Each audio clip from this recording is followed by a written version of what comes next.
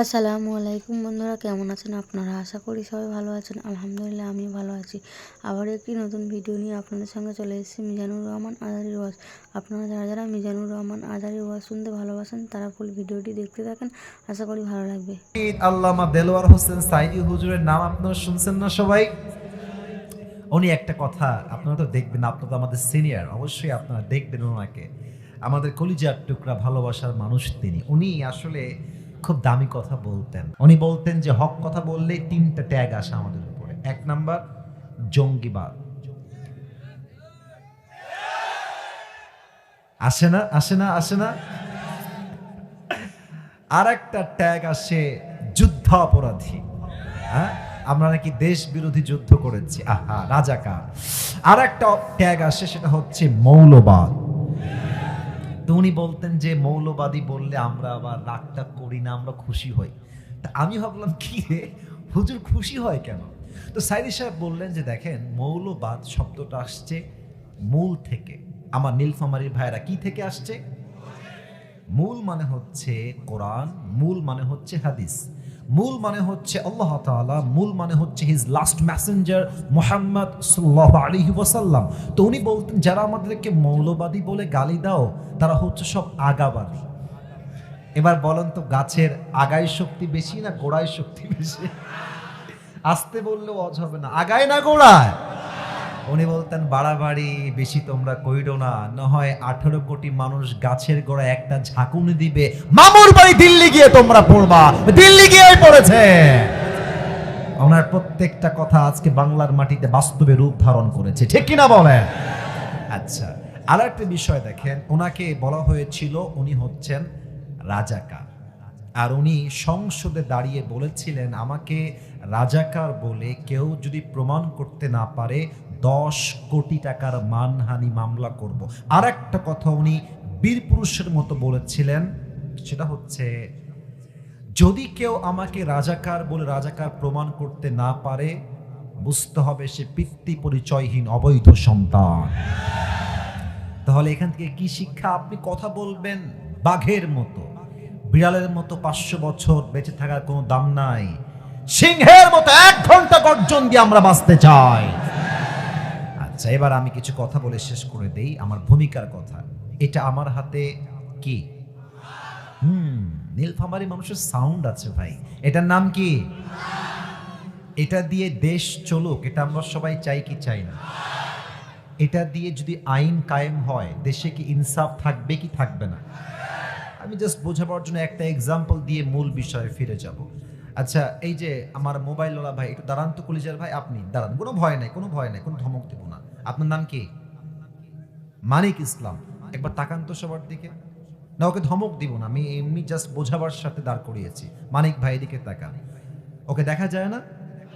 মনে করেন যে মানিকের ডান পা আমি আজকে রেগে কেটে ফেললাম, খেপে। বসে পড়ো, বসে পড়ো। আচ্ছা, এখন তার পা কেটে ফেলেছি, কালকে আপনারা আমাকে ধরে, আসিফ হুজুরকে ধরে জেলখানায় দিলেন। আর দুপুরের পরে জজ আদালত আসলো, জেলা আদালতে গিয়ে আমার বিচার হলো কি, যে মানিকের পা কাটার জন্য আসিফ হুজুরের 1 লাখ টাকা জরিমানা আর হচ্ছে 1 বছরের জেল। আচ্ছা, কোনো বিচার এটা কি সঠিক হলো কিনা, ওজন আমার কথা বোঝেন আগে বল। আচ্ছা ঠিক আছে, আবেগ কাজ করছে, বিবেক কাজ করে নাই। না সমস্যা নাই, এই জোশ লাগবে, কথা বলার সময় জোশের দরকার আছে। তো কোনো ওজন বা কোনো বিচার ঠিক আছে কিনা এটা বোঝার জন্য লাগে দাড়ি পাল্লা। কি পাল্লা? আচ্ছা, তো আমাকে দিয়েছেন 1 বছরের জেল আর 1 লাখ টাকা জরিমানা। তো বিচারটা সঠিক হলো কিনা দাড়ি পাল্লা নিয়ে আসে। ডান পাল্লায় দেন মানিকের ডান পা, আর বাম পাল্লায় দেন আসিফ হুজুরের 1 বছরের জেল আর 1 লাখ টাকা জরিমানা। এবার টান দেন তো, সমান সমান হবে? বলেন সবাই, সমান সমান হবে? আচ্ছা, আপনি 3 বছর জেল দেন আর 3 লাখ টাকা করেন, এবার টান দেন, সমান সমান হবে? সমান সমান কেমনে হবে? কোরআন কি বলছে দেখেন, নাকের বদলে নাক, চোখের বদলে চোখ, কানের বদলে কান, ঠোঁটের বদলে ঠোঁট, পায়ের বদলে পা, জানের বদলে জান।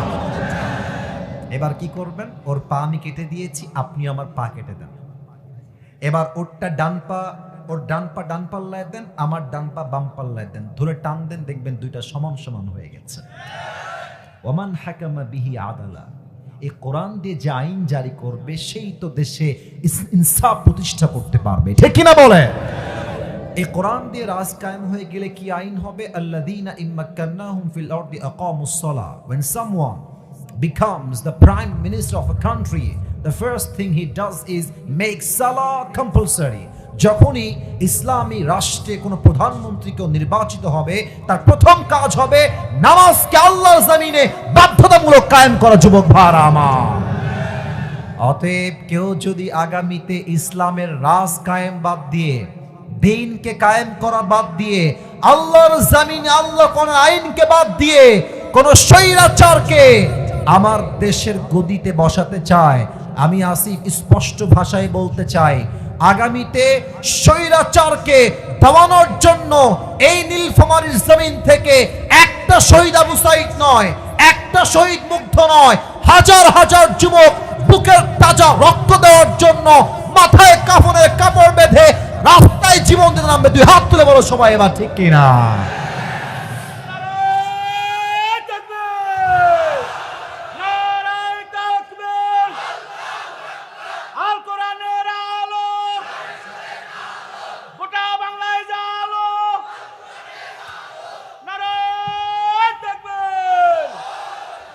আল্লাহ স্লোগানকে কবুল করুন, সকলের পড়া আমিন।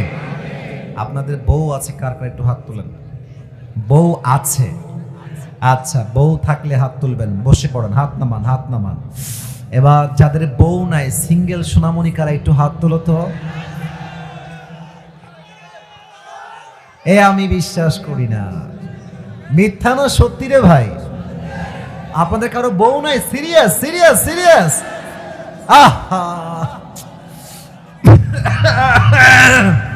হাত নামান। আমি প্রায় এই কথাটা বলি আমার আব্বাজানদের জন্য, মায়েদের জন্য, যে আমার যুবকদের শীত দূর হবে কম্বল দিয়ে না, ল্যাব দিয়ে না, একমাত্র যুবকদের শীত দূর হবে দিনদার বউ দ্বারা। যুবক ভাইরা আমার, আল্লাহ আব্বাজানদেরকে বোঝার তৌফিক দান করে, পড়েন সবাই আমিন। বোঝে না রে, বোঝে না। বিয়ের বয়স যে হয়েছে বাবারা বুঝতে চায় না রে। তবে বাবারা মাঝে মাঝে বুঝলেও কিন্তু কিছু কিছু মেয়ে টাকা ছাড়া আবার বিয়ে বসতে চায় না। যুবক ভাই, অনেক মেয়ে আমাদের দেশে নীলফামারীতে নাই, আর না আছে, কিছু মেয়ে আছে দেখবা টাকা পাইলে বুইড়ার সঙ্গে টাকলার সঙ্গে বিয়ের পিড়িতে বসে যায়। আল্লাহ এদেরকে হেদায়াত দান করুক, পরে সবাই আমিন। আমরা কলিজার টুকরা মা বোনদেরকে আমরা সম্মান করি। আমারও বোন আছে, আমাদের মা আছে, আমাদের সকলের বাসায় মা বোন বউ আছে না? আমার কথা কি জানেন ভাই, আসলে বোরকা পরলে কিন্তু দিনদার হওয়া যায় না। আপনারা দেখবেন অনেক মেয়ে প্রেম করে, কথা বলছি, দেখবেন যে হাত মোজা পরে, পা মোজা পরে, নিকাব পরে। ওরে বাবা ইয়ার, ये तो अभी कभी जन्नत से भाग के दुनिया में आए हैं। এত ভালো মেয়ে কেউ হতে পারে? আবার দেখবা যে এই মেয়েটা বোরকা পরেই পার্কে বাদামও খাচ্ছে, প্রেমও করে বেড়াচ্ছে, ঠিক কিনা বলো? তার মানে উপরে ফিটফাট, ভেতরে পুরোটাই সদরঘাট। আল্লাহ এই সমস্ত মেয়েদেরকে হেদায়েত দান করে, পড়া আমিন। আমরা তিনটা তাকবীর দিব। প্রথম তাকবীর দিবেন বিবাহিত ভাইয়ারা, দ্বিতীয় তাকবীর দিবেন আমার প্রিয় সিঙ্গেল ভাইয়ারা। I would like to test everyone who is more powerful. কার শক্তি কত বেশি, আজকে একটা পরীক্ষা হয়ে যাবে। বিবাহিত ভাইয়ারা একটা কাশি দেন, আওয়াজ নাই রে। বিবাহিত ভাইয়ারা আরেকবার কাশি দেন। আমার মুরব্বীরা, যুবক ভাইরা যারা বিবাহিত, তাকবীর দেন, লিল্লাহি তাকবীর। আওয়াজ ভালো আছে। এবার আমার সিঙ্গেল ভাইরা কাশি দাও। এবার দেখা যাক কে পারে। সিঙ্গেলরা তোমরা দেখি পারো কিনা। লিল্লাহি তাকবীর।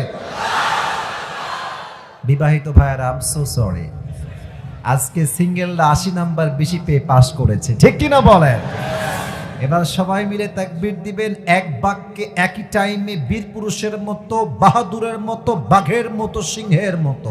সবাই একটা একসাথে কাশি দেন। হাত তুলে দেবেন, আমি দিচ্ছি, আমার সঙ্গে দেন। লিল্লাহি তাকবীর, আল কোরআনের আলো। ভুল হয়েছে, রাইট আনসার, সংসদে জালো। লেটস ট্রাই अगेन টুগেদার, আমরা আবার চেষ্টা করি। আল কোরআনের আলো, আল হাদিসের আলো, কোরআন হাদিস যেখানে, আলেম ওলামা যেখানে, ডোমারবাসী যেখানে, আল্লাহ তাআলা যেন কবুল করেন। জবান খুলে সবাই পড়ুন আমিন। আমি আবরারুল হক আসিফ আজ অল্প সময়ে একটি বিষয়কে হাইলাইট করতে চাই কোরআন থেকে, হাদিস থেকে, এবং আমি আপনাকে ইনশিওর করতে চাই আজকের পরিবেশ সবচেয়ে চমৎকার, সবচেয়ে সুন্দর। এবং আমি চাই যে এই মাহফিলটা আজকেই ইতিহাস হবে তা নয়, কালকে এটা ফেসবুকে, ইউটিউবে আপলোড যাবে, এটা পুরো দেশ ভেবে এটা ঐতিহাসিক মাহফিল হয়ে থাকবে। আমরা চাই কি চাই না? সবাই বলেন দিল থেকে ইনশাআল্লাহ। মনোযোগ বাড়ায় দেন সবাই, মেহেরবানি করে আমার চোখে চোখ রাখেন। আর আমি যখন ঠিক বলতে বলবো তখন কথা বলবেন, আদারওয়াইজ কোনো কথা বলা যাবে না। আজ আলোচনার সেন্ট্রাল থিম বা সাবজেক্ট ম্যাটার হচ্ছে the life of hair after, পরকালের জীবন। বলেন সবাই, কোথাকার জীবন? মাশাআল্লাহ, কি সুন্দর উত্তর পেয়েছি। বলেন সবাই, দুনিয়ার জীবন না পরকালের জীবন? এবার আমাকে কিছু উত্তর দেন প্রিয় ভাইরা। আমরা যেখানে জীবিত এসেছি, বাসায় যে জীবিত ফিরে যাব, do you have any guarantee about it? কোনো গ্যারান্টি কি আপনাদের কারো কাছে আছে? কুল্লু নাফসিন যায়িকাতুল মাউত, everyone has to take the test of death. প্রতিটা মানুষকে মৃত্যুর স্বাদ গ্রহণ করাবে এক সত্তা। আওয়াজ দিয়ে বলেন সবাই, তিনি কে?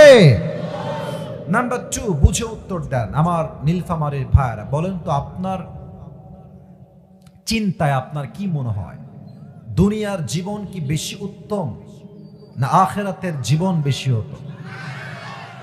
এটার দলিল এই কোরআনে বলেন তো সবাই, আছে না নাই? আমার আল্লাহ তাআলা বলছেন 30 নম্বর পারা সূরাতুদ দুহা, আল্লাহ তাআলা বলছেন ওয়ালাল আখিরাতু খায়রুল লাকা মিনাল উলা, the life of hereafter is much more better than this worldly life। আল্লাহ তাআলা বলছেন, আমি আল্লাহ তাআলা আখিরাতের জীবনকে দুনিয়ার জীবনের চাইতে হাজার হাজার গুণ বেশি উত্তম বানিয়েছি। সুবহানাল্লাহ পড়বেন না আপনারা সবাই? এবার আমার দিকে সবাই তাকান তো, আমাকে একটু অবজার্ভ করেন। এই পেছনে, এই তিনজন, এই একেবারে সব ঠ্যাং ভেঙে দিব রে। একদিনের ওয়াজ, 1 ঘন্টা ওয়াজ না করলে কারো কলিজা ঠান্ডা হবে না আজকে, ঠিক কিনা বলেন? খবরদার, কেউ উঠে গেলে আমার চোখ সবার দিকে আছে। কেউ যদি উঠে যায়, ওর লুঙ্গি টাইনা ধরে বসায় দিবেন, তবে লুঙ্গি যেন খুলে না যায়। সবাই তাকবীর দেন, লিল্লাহি তাকবীর। মুরব্বীরা, যুবক ভাইরা, আমার দিকে তাকান তো, আমাকে দেখে আপনাদের আনুমানিক আমার বয়স কত হতে পারে বলে আপনার মনে হচ্ছে?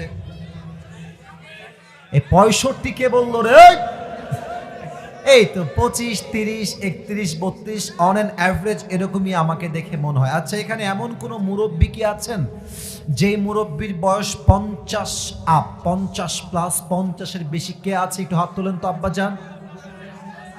আচ্ছা আচ্ছা, হাত নামান, হাত নামান। আমি বলি, না না, মজা করা যাবে না, আমার কথা শোনো, আমি সিরিয়াস, মজা করা যাবে না প্লিজ, আমার কথা বোঝার ট্রাই করেন। বলেন তো এবার, দুনিয়ার জীবন কি বেশি লম্বা না আখিরাতের জীবন বেশি লম্বা? কত লম্বা? আপনি একটা আয়াত বলবো, জাস্ট একটা আইডিয়া দেওয়ার জন্য যে how much long time it is, কতটা লম্বা সময় হবে আখিরাতের জীবন। আমার আল্লাহ তাআলা বলছেন কোরআনুল কারীমের 30 নম্বর পারা সূরাতুন নাজিআতের একদম সর্বশেষ আয়াত, আল্লাহ তাআলা বলছেন কান্নাহুম ইয়াওমা ইয়ারাউনাহা লাম ইয়ালবাথু ইল্লা আশিয়াতান আও দুহাহা। এই দুনিয়ার জমিন থেকে যখন 80 বছরের মুরব্বী আব্বাজান বিদায় নিবেন, 100 বছরের মুরব্বী আব্বাজান যেই দিন বিদায় নিবেন, পরকালের জীবনটা যেই দিন শুরু হয়ে যাবে, পরকালের জীবনটা এত এত এত বিশাল লম্বা হবে। 100 বছরের মুরব্বী আব্বাজান ডাক দিয়ে বলবে, আল্লাহ আমার কাছে 100 বছরের হায়াত, আজ আখিরাতকে দেখার পরে মনে হচ্ছে এটা একটা সকাল কিংবা একটা সন্ধ্যার মতো ছিল। আল্লাহু আকবার। 100 বছরের জীবন, just you will feel like as it was just like on morning or on evening. পুরো 80 বছরের জীবনটাকে পরকালে যাওয়ার পরে একটা সকাল কিংবা একটা সন্ধ্যার মতো মনে হবে। আল্লাহু আকবার। এবার আমি আলোচনার মূল বিষয়ের দিকে একদম পুরোটা ঢুকে যেতে চাই। আমরা একটা কথা মনে রাখবো যে ওয়াজ মাহফিলে জোরে ঠিক বলেন বা আস্তে বলেন, সুবহানাল্লাহ পড়েন কিংবা না পড়েন, ডাজন্ট ম্যাটার, কিন্তু আপনি কথাটা বুঝতে পারলেন কিনা, আপনি আমলটা করতে পারলেন কিনা, দ্যাট ইজ ভেরি ইম্পর্টেন্ট। রাত বাজে 1টা, রাত বাজে 2টা, মাহফিল শেষ হলো, মুরব্বী যাচ্ছে বাসায়, মুরব্বী কি ওয়াজ শুনলেন?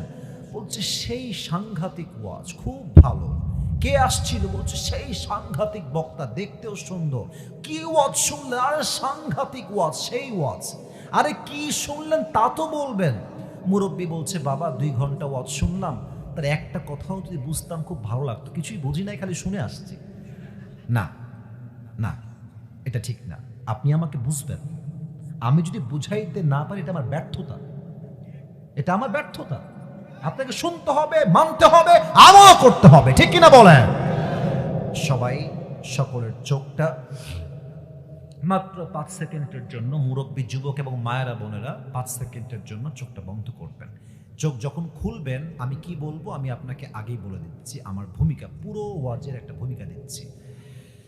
পরকালের জীবনটা কেমনে শুরু হবে, মৃত্যু কেমনে হবে, নামাজের মৃত্যু কেমন হবে, বেনামাজের মৃত্যু কেমন হবে, কবরের জীবনটা শুরু হবে কেমনে, কবরের পরে আমরা যে আবার জীবিত হব কেমনে, ওই যে কিয়ামত হবে, কিয়ামতটা হবে কেমনে, হিসাব দিবস হবে কেমনে, আমলের হিসাব হবে কেমনে, আমরা যে জান্নাতে যাব কেমনে, জাহান্নামী যারা হবে তারা জাহান্নামে যাবে কেমনে, from beginning to the last, শুরু থেকে নিয়ে শেষ পর্যন্ত এই পরকালের লম্বা জার্নিটাকে আমি আজ আপনাদের সামনে শেয়ার করতে চাই। বলেন সবাই ইনশাআল্লাহ। এবার আমি আমার চোখ বন্ধ করছি, আপনারা বন্ধ করবেন, আমি 5 গুনবো, 5 গুণা শেষ হলে আপনি আপনার চোখটা খুলবেন। সবাই চোখ বন্ধ করেন, আমিও বন্ধ করেছি। কেউ বেইমানি করবেন না, আমার আবদারটা রাখেন, কাজে দিবেন। আমি 5 গুনছি, 1 2 3 4 5। প্লিজ মুরব্বী যুবক ভাইরা আপনারা সবাই চোখ খুলেন, আমার দিকে তাকান। আমরা এখন বসে আছি নীলফামারীর ডোমার থানার অন্তর্গত বড়গাছার এই যে হাটটা আছে, হাটের ঠিক মেইন রোড থেকে বামে আমরা আজকে বসে আছি। আপনি জাস্ট একটু ভাবেন যে কালকে সকাল যখন হয়ে যাবে, যে স্কুলের ছাত্র সে যাবে স্কুলে, যে কৃষক সে যাবে ধান খেতে, যে চাকরি করে সে যাবে তার কোম্পানিতে, যে ব্যবসা করে সে যাবে তার দোকানে, যে যার জায়গায় সকাল হলে ছুটে যাবে। আজকের মাহফিলে আমার বলতে আরো সুবিধা, কারণ বিশ্ব রোডটা আমার সামনেই আছে। আমাকে বলেন তো আমার নীলফামারীর ভাইয়েরা, হাইওয়ে রোডে এই যে গাড়িটা যাচ্ছে, এদিক দিয়ে সব গাড়ি যাচ্ছে, আপনার গ্রিন লাইন, ন্যাশনাল, হানিফ, যত বাস যায় বিশ্ব রোডে, স্পিড কি কম হয় না বেশি হয়? বেশি হয়, অনেক বেশি হয়। 180, 90, 110, 20। ইভেন দেখবেন যে বাসের সামনে যদি একটা কুকুর পড়ে যায়, কখনো ভুলে হঠাৎ করে পড়ে গেছে, দেখবেন একদম ভর্তা হয়ে যায়। কারণ কি? স্পিড অনেক বেশি। এবার আপনি আমাকে সময় দেন বোঝাবার জন্য।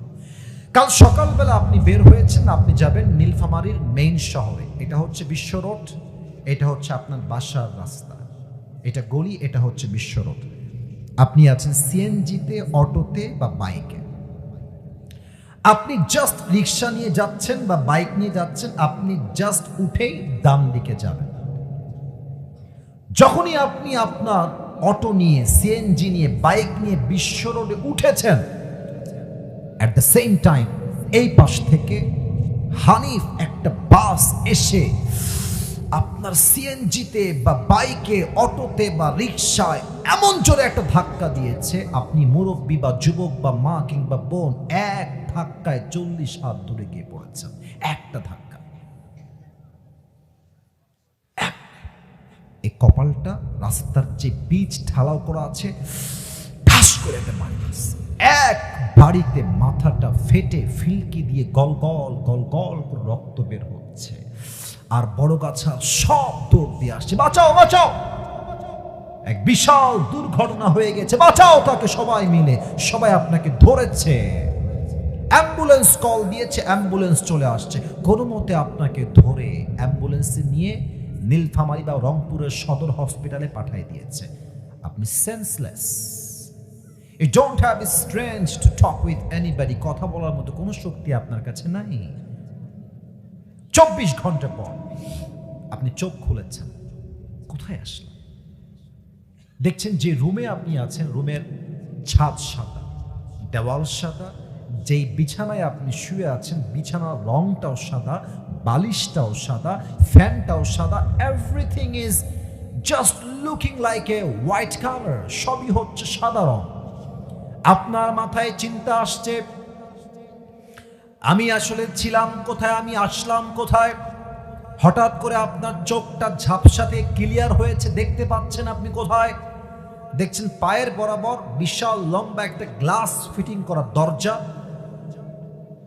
ওখানে লেখা আছে এই রুমটার নাম হচ্ছে ICU। কখন নিয়ে যাওয়া হয় ICUতে? যখন মানুষটার বাঁচার কোনো আশঙ্কায় আর থাকে না, জীবনের শেষ মুহূর্ত। তখন মুরব্বী আব্বাজান, যুবক ছেলেটা, মেয়েটা, বোনটা একটা চিন্তা করবে, ইস, মুরব্বী ভাববে সারাটা জীবন কি করলাম, কার জন্য সুদ খেলাম, কার জন্য হারাম খেলাম, কোন বইয়ের জন্য হারাম চাকরি করলাম, ইস যদি আমি সুদ না খেতাম, ইস আমি যদি ঘুষ না খেতাম। প্রত্যেকটা যুবক সেই দিন ICUর বেডে একটা কথা ভাববে যে আল্লাহ, ইস আমি পর্নোগ্রাফি কেন দেখলাম, আমি হারাম গান কেন এই কান দিয়ে শুনলাম, আমি হারাম প্রেম কেন করলাম। প্রত্যেকটা মেয়ে ভাববে, ইস আমি বোরকা কেন পরলাম না, পর্দা কেন করলাম না, মুখটা আমি কেন ঢাকলাম না, আমি নবীর সুন্নাহের আদর্শবান কেন হলাম না। আফসোস শুরু হয়ে যাবে। হঠাৎ দেখবেন আপনার রুমের জানালার থেকে একজন যুবক আকাশ থেকে জমিনে নেমে আসছে। এবার বলেন তো, যে আকাশ থেকে নেমে আসে সে কি মানুষ হয় না ফেরেশতা হয়? এবার তো উত্তরটা জোরে চাই, মানুষ হয় না ফেরেশতা হয়? ইসমুহু মালাকুল মউত, তার নাম হচ্ছে মালাকুল মউত। এখানে এসে আমাদের মাঝে আমরা দুইটা গ্রুপ হয়ে যাব। Number 1, the death of people, those who perform the salah, and number 2 is the death of people, those who do not perform the salah. এক হচ্ছে নামাজি বান্দার মরণ, আর এক হচ্ছে বেনামাজি বান্দার মরণ। নীলফামারীর ভাইরা কলিজা আঘাত করবে প্রত্যেকটা হাদিস আপনার, প্লিজ মনোযোগটা বাড়ায় দেন। নামাজি বান্দার সামনে যখন মালাকুল মউত আসবে, তার দেহের জামার রং হবে সাদা, সাদা একটা লম্বা জুব্বা পরে মালাকুল মউত নামাজি বান্দার সামনে দাঁড়াবে, মুখে থাকবে লম্বা লম্বা চাপ দাড়ি। নামাজি বান্দাকে মালাকুল মউত ডাক দিয়ে বলবে, ইয়া আইয়াতুহান নাফসুল মুতমাইন্না উখরুজি ইলা মাগফিরাতিল্লাহি ওয়া রিজওয়ানিহি, এই প্রশান্ত আত্মা বের হয়ে আসো, আল্লাহর জান্নাত তোমার জন্য অপেক্ষায় আছে। সুবহানাল্লাহ পড়বেন না আপনারা? আচ্ছা আমার হাতের দিকে তাকান, এটা আমার হাতে কি দেখা যায়, এটার নাম কি? আওয়াজ কমে গেল, এটার নাম কি? আচ্ছা বলেন তো, এটা কি গোল না চারকোনা? চারকোনা। হাদিসটা বলি, কাফাম মিন নাকফানিল জান্নাহ ওয়া হানুত মিন হানুতিল জান্নাহ। আল্লাহর হাবিব বলেছেন, নামাজি বান্দার রূহকে কবজ করবার জন্য আল্লাহ তাআলা জান্নাত থেকে একটা রেশমি রুমালের কাপড় দুনিয়াতে পাঠাই দিবে। পড়েন সবাই সুবহানাল্লাহ। এটা হচ্ছে নামাজি বান্দার মরণ। আর বেনামাজির মরণ হবে বড্ড ভয়ঙ্কর। যারা বেনামাজি এখানে বসে আছেন, কান খাড়া করেন, দিল খাড়া করেন। বেনামাজির সামনে মালাকুল মউত যখন আসবে, তার দেহের রং হবে নীল, ব্লু কালার, তার দেহের পোশাক হবে কালো কুচকুচে, চোখ হবে বিশাল লম্বা লম্বা লাল লাল চোখ, পা থাকবে জমিনে, হেড তথা মাথা থাকবে আকাশ বরাবর, বিশাল লম্বা দেহ হবে মালাকুল মউতের। এই কুৎসিত চেহারা আর লম্বা দেহ দেখে বেনামাজির পুরো দেহটা থরথর করে কাঁপবে। বেনামাজির দিকে মালাকুল মউত ডাক দিয়ে বলবে, ইয়া আইয়াতুহান নাফসুল খাবিথা উখরুজি ইলা গাদাবিল্লাহ, এই বেনামাজি বের হয়ে আয়, আল্লাহর গজবের দিকে, জাহান্নামের দিকে বের হয়ে আয়। বেনামাজি একটা ধমকে আজরাইলের তার রূহটা বের হয়ে একবার ডান দিকে দৌড় দিবে, আরেকবার বাম দিকে দৌড় দিবে, আরেকবার পেছনের দিকে দৌড় দিবে। মালাকুল মউতের হাতে ধরা দিতে চাইবে না। এবার আমার বাম হাত দেখেন, মালাকুল মউত যে দেখবে যে আত্মা পালাচ্ছে, একবার বামে ডানে পেছনে, পেছন থেকে এমনি হাতটা দিয়ে এক থাবা দিবে বেনামাজির রূহের দিকে। হাদিসে আসছে তার রূহটাকে যখন ধরবে বুকের ভিতর থেকে, এখন এমনি যখন টান দিবে, রূহটা এমন ভাবে ছিঁড়ে বের হবে, একটা জীবিত ছাগলকে যাবেহ না করে তার চামড়া কেউ যদি কেচি দিয়ে বা ব্লেড দিয়ে অথবা ছুরি দিয়ে এমনি ছিঁড়ে ফেলে, ওই ছাগলটার যে পরিমাণ কষ্ট হয় তার চাইতে কমসে কম 70 গুণ বেশি কষ্ট দিয়ে বেনামাজি বান্দার রূহকে কবজ করা হবে। বলেন সবাই নাউজুবিল্লাহ। 70 গুণ বেশি কষ্ট। আল্লাহ আমাদের সবাইকে তুমি সে কষ্ট থেকে হেফাজত করো, সকলে পড়া আমিন।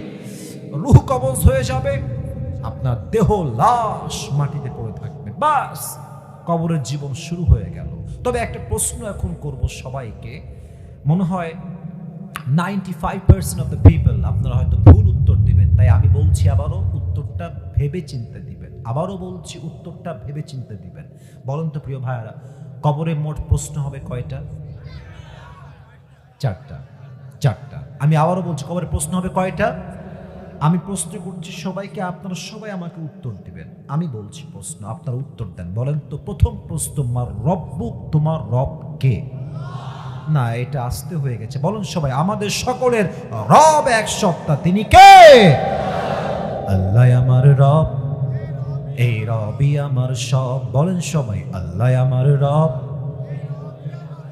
দমে দমে তনু মনে তারি অনুভব। সুবহানাল্লাহ পড়বেন না আপনারা? তোমার দুনিয়াতে আমি যেদিকে তাকাই, অথই নিয়ামতে ডুবে আছি সবাই। পাখপাখালির কণ্ঠে শুনি তাসবিহ কল রব, তাসবিহ কল রব। আল্লাহ আমার রব, এই রবই আমার সব। রব কে? নাম্বার 1। নাম্বার 2, ও একটা কথা না বললে আবার আজকের ওয়াজটাই সম্পূর্ণ হবে না, সরি, এটা বলতে ভুলে গেছি। আচ্ছা, আমার হাতে একটা কাগজ আমি নিলাম, মনে করেন যে এটা হচ্ছে একটা বই, প্রশ্নপত্রের বই। কি পত্রের বই? আপনাদের নীলফামারীতে সবচেয়ে বড় কলেজের নাম কি? নীলফামারী সদর কলেজ, সরকারি কলেজ। আচ্ছা, মনে করেন যে কালকে সকালে এটা না বললে আমার ওয়াজটা সম্পূর্ণ হবে না, সো সরি, বলতে ভুলে গেছি। কালকে আমার সরকারি কলেজে এক্সাম আছে, আপনার নীলফামারী সরকারি কলেজে। আমি একটা প্রশ্নপত্র নিলাম, বইয়ের প্রশ্ন আছে, বাংলাদেশের রাজধানীর নাম কি? আমি ব্রেন দিয়ে মুখস্থ করলাম, নাম হচ্ছে ঢাকা। আবার প্রশ্ন আসছে, বাংলাদেশের সবচেয়ে বড় সামুদ্রিক এলাকার নাম কি? সবচেয়ে বড় সমুদ্র সৈকত কোথায়? উত্তর লেখা আছে কক্সবাজার। ব্রেন দিয়ে মুখস্থ করলাম। আই রিপিট, আমি আবারও বলছি, ব্রেন দিয়ে মুখস্থ করলাম। এখন কেউ যদি ভাবে যে আমি ব্রেন দিয়ে মুখস্থ করলাম তার মানে আমার সবসময় মনে থাকবে, ব্যাপারটা এরকম নয়। কালকে পরীক্ষার হলে গেলেন, প্রশ্নপত্র আসলো, দেখলেন যে লেখা আছে ক, বাংলাদেশের রাজধানীর নাম কি? ব্রেন দিয়ে মুখস্থ আছে, লিখে দিলেন কি? ঢাকা। কবরের প্রশ্ন যদি কেউ ভাবে যে আমি মুখস্থ করে যাব আর উত্তর দিয়ে দিব, ব্যাপারটা মোটেও এরকম নয়। কবরের প্রশ্ন ব্রেন দিয়ে নয়। যেই বান্দা ঈমান আনবে, আমল করবে এবং মানবে, সে তার ঈমান দ্বারাই প্রত্যেকটা প্রশ্ন জবাব দিবে। ঠিক কিনা বলে? 2 নম্বর প্রশ্ন হবে, ওয়ামান নাবিয়্যুক আতারিফু হাযা রাজুল, do you know this person, who is he? তুমি কি তাকে চেনো? সেই ব্যক্তিকে? সবাই কিন্তু জবাব দিতে পারবে না। আমার মুখের দিকে তাকান তো সবাই, এটা আমার মুখে লম্বা লম্বা কি না? উত্তর আসতে বলেন সবাই, এটার নাম কি? আচ্ছা, নীলফামারীর ভাইয়ের একটা কথা জিজ্ঞেস করি, আমাকে দাড়ি রেখে আনস্মার্ট লাগতেছে না? আসতে কেন আনস্মার্ট লাগতেছে? খ্যাত লাগতেছে? আমি তো মনে করি, আচ্ছা দেখবেন কিছু কিছু মেয়ে আছে মানে চাপদাড়ি দেখলে এদের গায়ে একটু চুলকানি শুরু হয়ে যায়। দেখবেন যে অনেক মেয়ে আছে দিনদার ছেলে পছন্দ করতে চায় না, গাঞ্জাখোরকে এরা বিয়ে করে যুবক ভাই।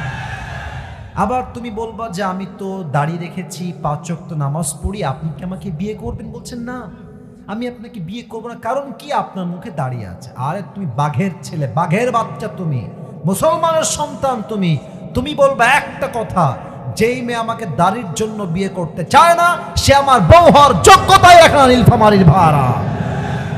আর যেই মেয়ে আমাকে দাড়ির জন্য বিয়ে করতে চায় সেই তো আমার বউ হওয়ার যোগ্যতা রাখে, ঠিক কিনা বলেন?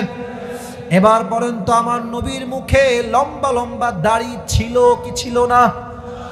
আমার নবীর মতো সুন্দর এই তল্লাটে দ্বিতীয় আর কেউ কি হতে পারে? যাদের চেয়ে সুন্দর তুমি, নবী আমার কামলিওয়ালা, দো জাহানের বাদশা তুমি, প্যারা নবী সাল্লাল্লাহু আলা, দো জাহানের বাদশা তুমি, প্যারা নবী সাল্লাল্লাহু আলা, যাদের চেয়ে সুন্দর তুমি, নবী আমার কামলিওয়ালা। সুবহানাল্লাহ পড়বেন না আপনারা সবাই? 2 নাম্বার প্রশ্ন শেষ। 3 নাম্বার, ওয়ামা দীনুক, তোমার ধর্মের নাম কি? বলেন সব, আমাদের ধর্মের নাম কি? আমাকে একটু বাঘের মতো বলেন তো, আমরা সবাই হিন্দু না মুসলমান? বৌদ্ধ না মুসলমান? খ্রিস্টান না মুসলমান? মুসলমান বলে আজকে ভারতরা ভাবে যে আরে এরা তো ভদ্র ঘরের ছেলে, এরা আমাদের কিছুই ছিঁড়তে পারবে না। একটু বাজে ভাষায় বললাম, রাগ করবেন না। আমরা কি ছিঁড়তে পারি না পারি? জিহাদ করলেই বুঝবা কার গায়ের জোর কত, কার ইমানের জোর কত। আল্লাহর হাবিব বলেছেন হিন্দুস্তানের সঙ্গে মুসলমানদের একটা যুদ্ধ হবে আগামীতে। যেই যুদ্ধে মুসলমানরা যদি অংশগ্রহণ করতে পারে, যে মুসলমান তাজা রক্ত দিয়ে শহীদ হবে, সে আল্লাহর জান্নাতে প্রবেশ করবে, ঠিক কিনা বলেন সবাই? অতএব ভারতের রক্তচোষা মুসলমানদেরকে হত্যাকারী পিশাচ নরেন্দ্র মোদীকে বলতে চাই, যদি জিহাদ করতে চান আসেন, মাঠে নামেন। একটা ইমানদার যুবক 1000 কাফের চেয়ে বেশি শক্তিশালী হবে যুবক ভাইরা, ঠিক কিনা বলেন? আমাদের ধর্মের নাম, আমাদের ধর্মের নাম ইসলাম, তাই আমরা মারামারি পছন্দ করি না। না হয় ভারতকে তাদের 7 সিস্টার্স উড়াইতে আমাদের চুল পরিমাণ সময় লাগবে না, ঠিক কিনা বলে? আমাদের ধর্মের নাম হচ্ছে ইসলাম। 3টা উত্তর যখন শেষ হয়ে যাবে, ফেরেশতা বলবে আজীব কথা, একটাও আটকায় না, প্রথমটাও আটকায় না, দ্বিতীয়টাও আটকায় না, থার্ডটাও আটকায় না। Hey man, how do you know that your Lord is Allah subhanahu wa ta'ala? How do you know that your prophet is last messenger? How do you know that your religion is Islam? তুমি জানো কেমনে এতগুলো উত্তর? Man, ওয়ামা ইলমুক, তোমার জ্ঞানের উৎস কোথায়? আমি দেখাইছি, বলো সবাই কোথায়? যখন বলে ফেলবেন আমার জ্ঞানের উৎস কোরআন, আল্লাহ বলবে এই ফেরেশতা স্টপ, আর না, থামো। এই মুহূর্তে আমার বান্দার কবরটাকে তোমরা জান্নাতের বাগান বানায় দাও। তোমরা আমার বান্দার কবরটাকে 70 গজ লম্বা করে দাও।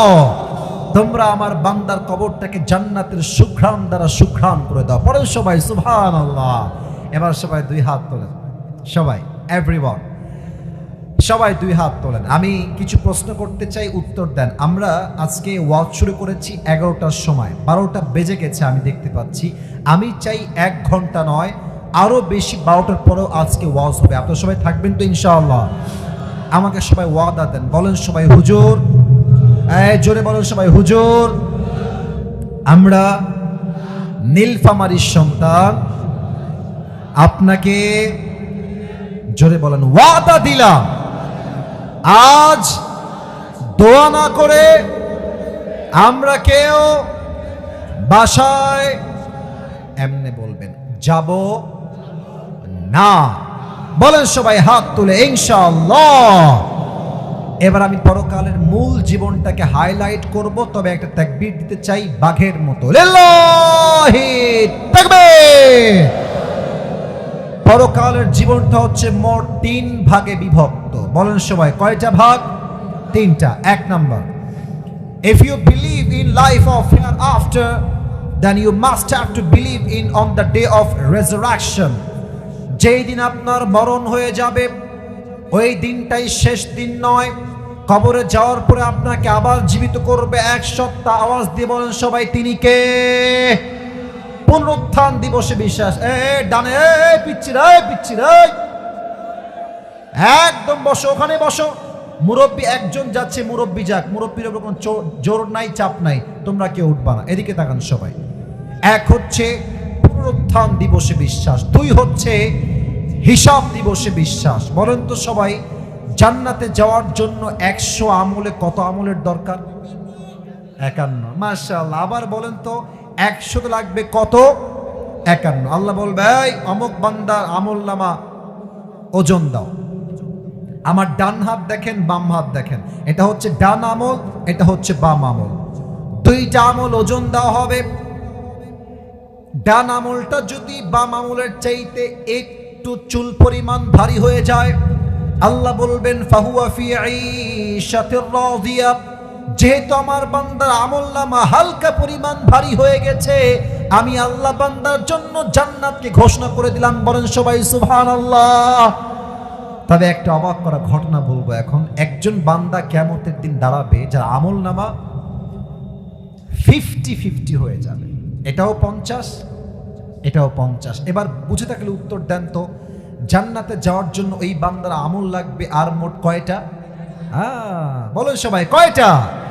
সে বলবে কোনো টেনশন নেই, আমার বাপ তো এখানেই আছে, আব্বা আমাকে একটা আমল দাও, একটা আমল হলেই তোমার ছেলে আজকে জান্নাতের বাসিন্দা হয়ে যাবে। এটা আমি শুনেছিলাম পাকিস্তানের একজন টপ ফেমাস স্কলার, তার নাম হচ্ছে মাওলানা তারিক জামিল।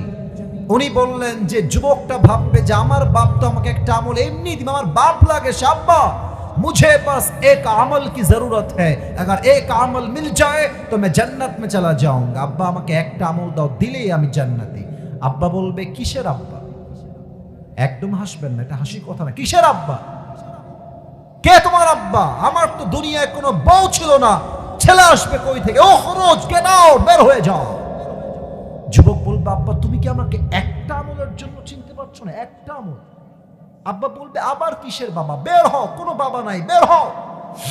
যুবকটা লজ্জায় মাথা নত হয়ে যাবে, মায়ের কাছে আসবে, মা তোমার ছেলে আজ একটা আমল পেলেই জান্নাতি। মা मुझे बस एक अमल की जरूरत है, एक अमल दे दो मैं आज जन्नती हो जाऊंगा। মা বলবে কে ছেলে, কে মা? আমার তো স্বামী ছিল না, বের হও, কোনো আমল নাই, বের হয়ে যাও। এবার যুবকটা বউয়ের কাছে আসবে, ডাক দিয়ে বলবে বউ আমার, তুমি আমার কলিজার টুকরা বউ ছিলাম, তোমাকে খুশি করার জন্য, সন্তানকে খুশি করার জন্য আমি কত কাজ না করেছি। আজ আমার একটা আমল লাগবে, একটা আমল হলেই তোমার স্বামী জান্নাতি। প্লিজ মুঝে এক আমল দে দো, বাস এক আমল কি জরুরত है मुझे। বউ বলবে কিসের স্বামী? বের হ, আমার তো দুনিয়ায় বিয়ে হয়নি, স্বামী আসবে কই থেকে? বের হয়ে যাও। রে যুবকটা হতাশ হয়ে চুপচাপ বসে যাবে। আর একজন ভাই আসবে, সে বলবে এই ভাই কি সমস্যা তোমার? হতাশ কেন তুমি? কি দরকার আমাকে বলো। বলবে আরে তোমার মাথা ঠিক আছে, বাপ দেয় না, মা দেয় না, বউ দেয় না, তুমি বের হও এখান থেকে, তুমি আমাকে হেল্প করতে পারবো না। ভাই আরে ভাই বলবেন তো কি লাগবে। তো অনেক কাকুতির পরে সে বলবে ভাই मेरी जो अमल है वो 50-50 हो गई है, अगर मैं जन्नत में जाना चाहूं तो मुझे बस एक अमल की जरूरत है, एक मिल जाए बस मैं जन्नती हो जाऊंगा। একটা আমল লাগবে আপনার? বলছে হ্যাঁ। বলছে ওই একটা আমল আজকে আমি আপনাকে দান করব। জোরে সোরে বললেন সবাই সুবহানাল্লাহ। আরে ভাই আপনি কি মাথা ঠিক আছে? বাপ দেয় না, মা দেয় না, আপনি কে? আরে ভাই আপনি নিবেন কিনা তাই কম। আরে দেন দেন, আমার তো লাগবে, দেন দেন। একটা আমল নিয়ে সোজা রবের কাছে দৌড় দিবে, আল্লাহ এই দাও একটা আমল নিয়ে আসছি, আমাকে জান্নাত দাও। আল্লাহ বলবে এই তোকে একটা আমল কে দিল রে আজকে? तेरी माँ ने नहीं दिया, बाप ने नहीं दिया, भाई ने नहीं दिया, बीवी ने नहीं दिया, बेटे ने भी नहीं दिया, तुझे आज एक अमल किसने दे दिया? के दिएছে একটা আমল? বলবে আল্লাহ হাদা আখি, এই আমার ভাই जिसने मुझे आज एक আমল दिया है, আমার এই ভাইটা আমাকে আজকে একটা আমল দিয়েছে। তো তারিক জামিল বললেন যে যুবকটার এই কথার পরে আল্লাহ বলবে এই বান্দা तेरा दिमाग तो ठीक है, बाप ने नहीं दिया, माँ ने नहीं दिया, भाई ने नहीं दिया, तू कौन होता है एक আমল देने वाला? क्या बात है, কেন দিলি তুই একটা আমল? ওই বান্দাটা ডাক দিয়ে বলবে, আল্লাহ, আমি হলাম এমন একজন হতভাগ্য বান্দা, আমার আমল নামায় আছেই মাত্র একটা আমল। আছেই কয়টা? अगर ये है तो भी मैं जहन्नम में जाऊंगा, अगर नहीं है फिर भी मैं जहन्नम में जाऊंगा। तो मैंने सोचा कि अगर मेरी एक अमल के जरिए से मेरी कोई भाई जन्नत में चला जाए तो इसमें कौन सी बुरी बात है? আমি একটা আমল দিলে যদি আমার ভাই জান্নাতি হয় তো আমার দোষ কোথায় দিতে? আমি মেহেরবানি করে দয়া করে একটা আমল আমার ভাইকে দান করে দিয়েছি। আল্লাহ বলবে, তুমি কি আমার চাইতে বেশি দয়াময় হতে চাও? নো, আনার রহমান, আনার রহিম, I am the most merciful, I am the most gracious, I am the most kindful Lord. मुझसे बड़ा मेहरबान कोई नहीं हो सकता। आज तुझे एक अमल मिल गई है, तू जन्नत में चले जा, लेकिन तू अकेले जन्नत में मत जाना।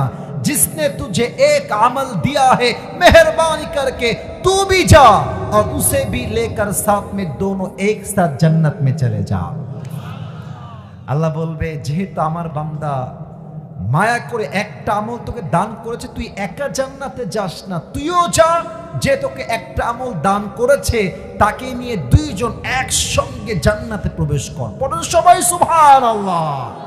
এই আমল নামা হওয়া লাগবে 151। আচ্ছা, আপনাদের টিনের বাসা কার কার আছে? টিনের বাসা, টিনের বাসা, টিনের বাসা। আচ্ছা, হাত নামান। আপনারা একটা জিনিস খেয়াল করবেন, মুরব্বীরা, যুবক ভাইরা, মনে করেন এটা হচ্ছে টিন। আমার হাত দেখেন, এটা হচ্ছে টিন। দেখবেন যখন সকাল হয়ে যায়, টিনের যে ছোট্ট ছোট্ট ফুটা আছে, দেখবেন যে রোদের যে আলো ঢুকে। আমার আব্বাজান, যুবক ভাইরা, কথা কি ঠিক আছে আমার? তো দেখবেন ওই আলো দিয়ে কিছু ধুলা বের হয়, ধূলিকণা বের হয়।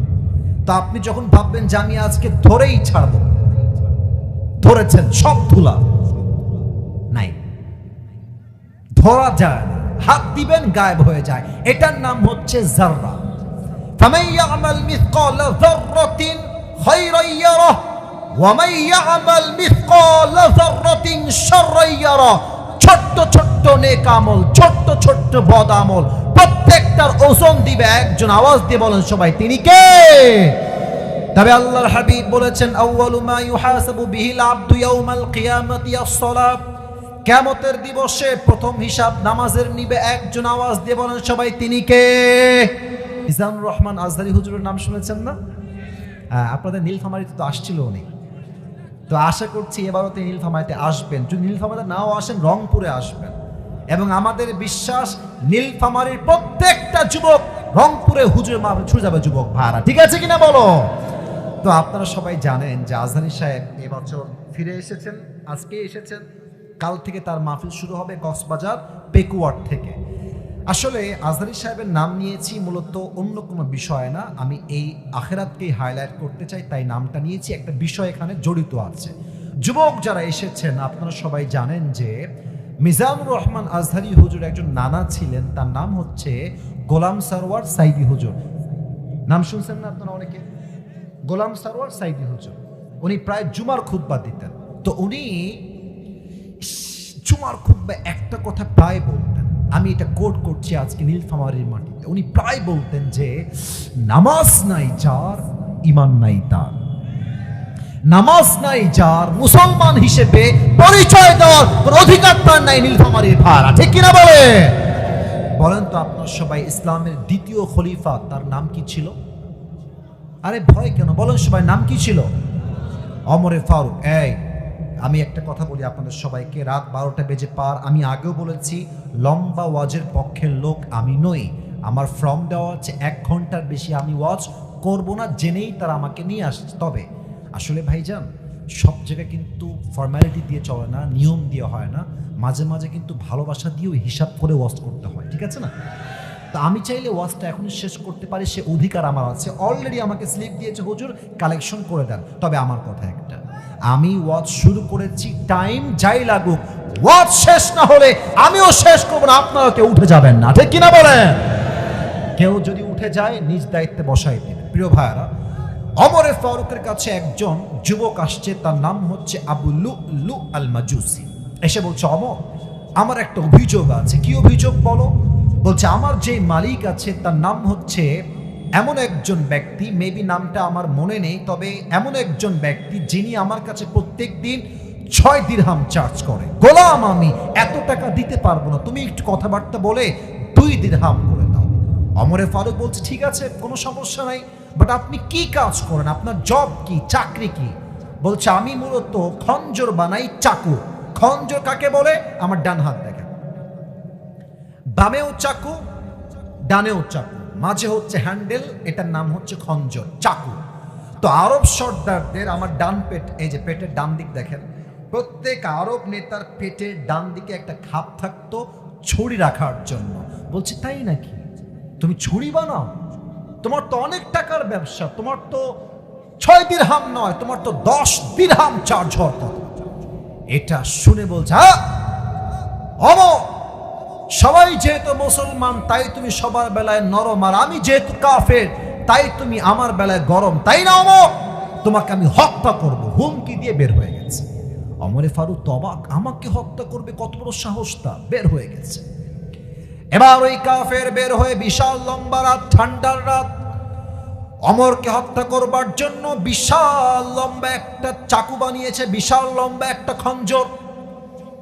খঞ্জরটা বানিয়ে পেটের ডান দিকে রেখেছে। শীতকালে ঠান্ডা লাগলে আমরা এমনি কি মুড়ি দেই? চাদর। আমার চেহারা দেখেন, চাদরের উপরি ভাগটা এইভাবে নিয়ে আসছে। আমি প্র্যাকটিক্যালি বোঝাবার ট্রাই করছি হাদিসটাকে। এমনি দিয়েছে মেয়েদের নেকাবের মতো, আর ডান বাম্পারটা এমনি ঝোলানো, আর ডান দিক থেকে চাদরটাকে নিয়ে, এখান থেকে নিয়ে পুরো মুখটা ঢেকে দিয়েছে। No one can see his face except his eyes. চোখ ছাড়া মুখ দেখা যায় না। মুনাফিকের রূপে ছদ্মবেশে ওমরে ফারুকের পিছনে মুসল্লি সেজে আসছে। ওমরে ফারুক ইমাম হয়ে আসছেন, ডাক দিয়ে বলতে, সাহাবা একরাম শোনো, সফু সুফুফাকুম, কাতার সোজা করো, কাঁধে কাঁধ মিলিয়ে দাঁড়াও। আল্লাহু আকবার, সুবহানাক আল্লাহুম্মা ওয়া বিহামদিকা ওয়া তাবারাকা ইসমুকা ওয়া তাআলা জাদ্দুকা ওয়া লা ইলাহা গায়রুক, আলহামদুলিল্লাহি রাব্বিল আলামিন, আর রহমানির রহিম, মালিক ইয়াউমিদ্দিন। ওমরে ফারুক সূরা ফাতিহা পড়েছেন, কিরাত পড়েছেন। আল্লাহু আকবার। ওমরে ফারুক রুকুতে গিয়েছেন, তাসবিহ পাঠ করেছেন, সামি আল্লাহু লিমান হামিদা বলে যখন উঠবেন, পেছন থেকে ওই কাফের আবু লুলু আল মাজুসি চাদরটা কেমনে ধরে ঠাস করে উড়াই দিয়েছে, আর পেটের ডান দিক থেকে লম্বা ছুরি বের করে ওমরের সামনে আসছে। এসেই চাকুটাকে এমনে ধরে সোজা ওমরের পেট বরাবর এমনে একটা আঘাত দিয়েছে।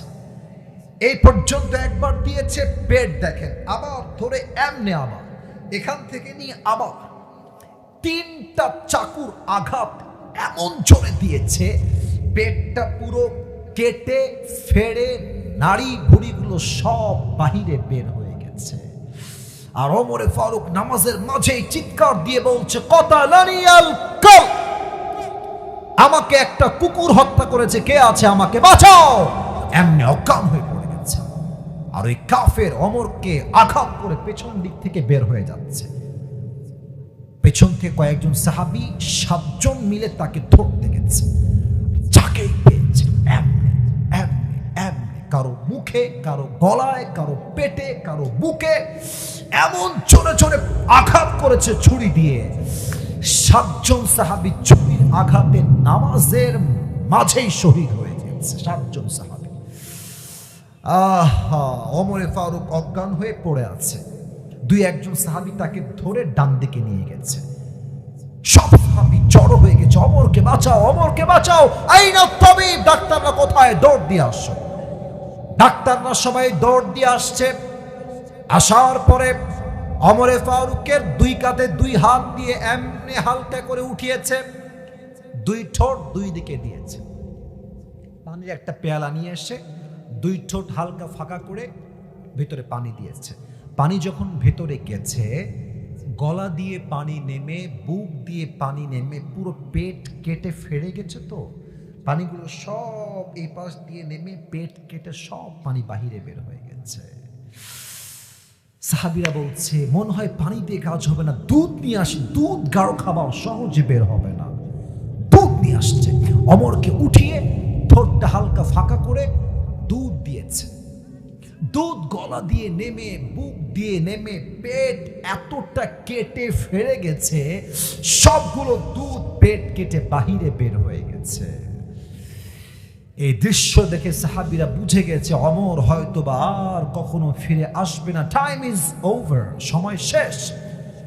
এক সাহাবী দূর থেকে দেখছে ওমরে ফারুক হঠাৎ করে তার চোখটা একদম হালকা, it's a very little bit, a জাররা অ্যামাউন্ট, খুবই ছোট্ট করে চোখটা খুলেছে।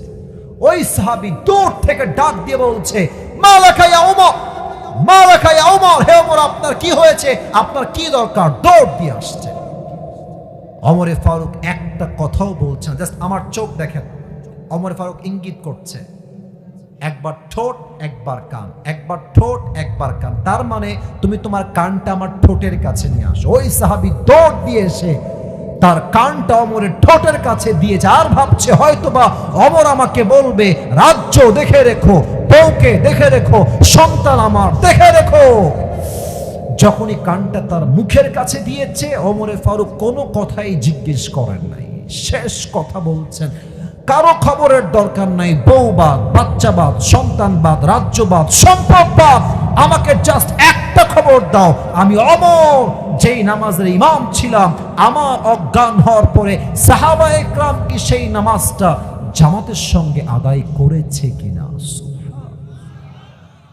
এত সুবহানাল্লাহ আসতে পড়লেন, বলেন সবাই সুবহানাল্লাহ। আরে ভাই, কোন সাহাবী যাকে আল্লাহ তাআলার হাবিব দুনিয়াতেই জান্নাতের টিকিট দিয়েছে যুবক ভাড়া, ঠিক কিনা বলো?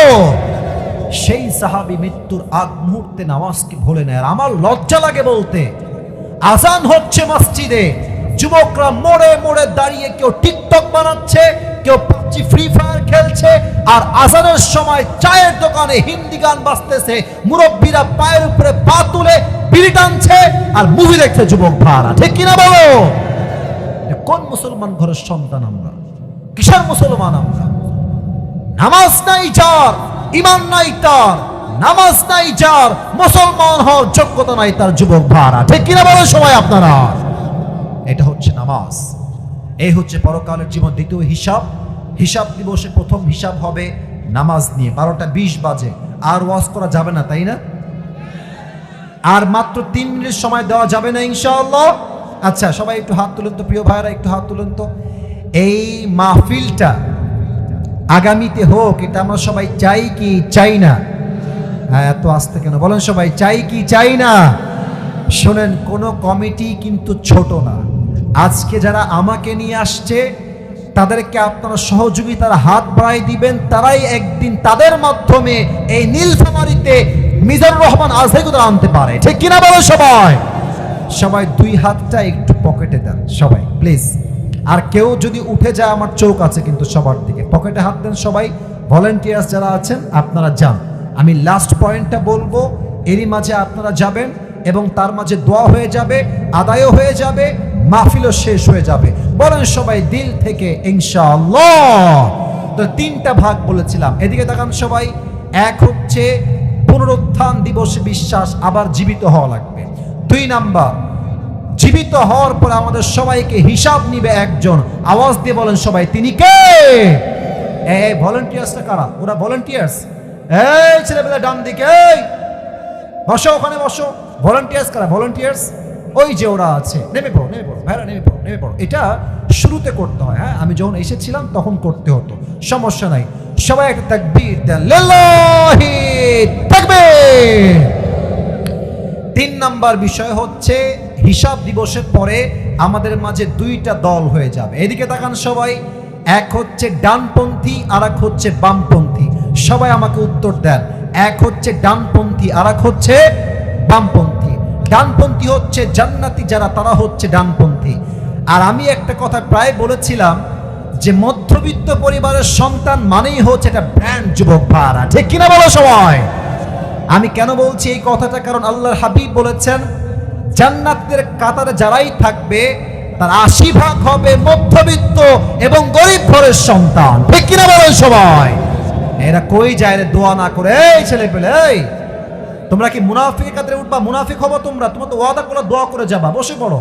আচ্ছা ঠিক আছে, যদি মুনাফিক হতে চান উঠে যান, কারণ আমি সবার থেকে ওয়াদা নিয়েছিলাম দোয়া না করে আমরা কেউ যাব না, দোয়া হয়ে যাবে।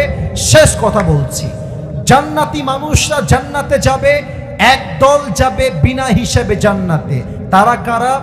ইন্নামা ইউওয়াফাস সাবিরুনা আজরুহুম বিগাইরি হিসাব। যারা কষ্টে দুঃখে ধৈর্যশীল হবে, কিয়ামতের দিন আল্লাহ তাদেরকে বিনা হিসেবে জান্নাত দিবে। পড়েন সবাই সুবহানাল্লাহ। ও আল্লাহ, তুমি 3 নাম্বার এই পয়েন্টে এসে আমার নীলফামারীর প্রত্যেকটা যুবককে, মুরব্বীকে, মা বোনকে, সবাইকে তুমি জান্নাতের বাসিন্দা হিসেবে কবুল করণীয়। সকলেই দিল থেকে পড়েন সবাই আমিন। যারা বসে আছেন তারা সবাই আত্তাহিয়াতু সূরাতে বসলে খুব ভালো হয়, দোয়া হবে তো। আত্তাহিয়াতু সূরাতে বসলে ভালো হয়। নীলফামারীতে আজকে আমার প্রথম মাহফিল নয়, আমরা বিশ্বাস করি আমরা নীলফামারীর সন্তান, আমরা সবাই ভদ্র ঘরের সন্তান, ঠিক কিনা বলেন সবাই? ভদ্রতার সঙ্গে বসে যান। যারা বসে যাবেন যাওয়ার সময় সবার সঙ্গে হাত মিলাবো, দোয়া দিব। যদি সেলফি তুলতে চান তাও সুযোগ থাকবে, তবে দোয়ার সময় কেউ সেলফি তুলতে আসবেন না। ভিডিওটি ভালো লাগলে একটি লাইক, কমেন্ট ও শেয়ার করে পাশে থাকবেন বন্ধুরা। যারা যারা শেষ পর্যন্ত ভিডিওটি দেখেছেন তাদের জন্য অনেক অনেক ভালোবাসা থাকলো বন্ধুরা। আর নতুন নতুন ভিডিও পেতে চ্যানেলটিকে সাবস্ক্রাইব করে পাশে থাকবেন বন্ধুরা। ভালো থাকবেন, ধন্যবাদ।